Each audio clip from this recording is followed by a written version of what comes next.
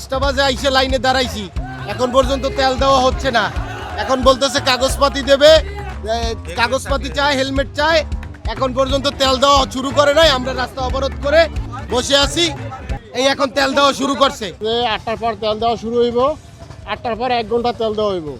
এরপর মনে করেন অল্প কিছু লোক তেল পাইছে, হয়তো 20-30 জন লোক পাইছে, এরপর তারা বন্ধ করে দিচ্ছে, দেবে না। যখন শুনছে যে দেবে না, তখন অবরোধ করছে, গাড়ি বন্ধ মানে অবরোধ করছে আর কি। বলে সত্যি বিরক্তিকর, তবে আমরা লাইন নিচ্ছি না। আজকে ঝামেলা হয়েছে, আন্দোলন হয়েছে, যার কারণে একটু আমাদের মানে ভোগান্তি পোহাইতে হচ্ছে। এছাড়া আমার আসলে ওইরকম লাইন হচ্ছে না। আমাদের 2 ঘন্টা জামে বসিয়ে বসে আছি জায়গায়, আমরা তো তেল নেবো না, আমরা তো পিরোজপুর থেকে আসছি।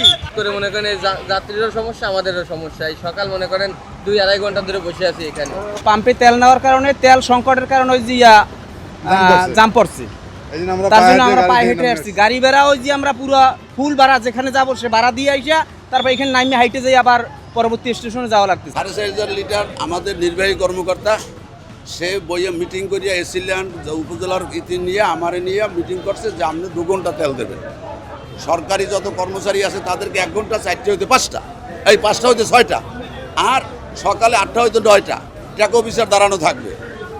এতে 7 দিন চালাইতে হবে। 4,500 লিটার তেল দেয়া 7 দিন কিভাবে চালামো আর কি করবো সেইটা আপনারা বলেন। তেল অবশ্যই দেওয়া শুরু করব। আমি তো বলেছি আপনারা তেল করেন, রাস্তাটা ছাড়েন। আমি তো বলছি তেল দেওয়া শুরু করব, রাস্তা শুরু করেন। রাস্তা কি রাস্তা ছেড়ে দাও,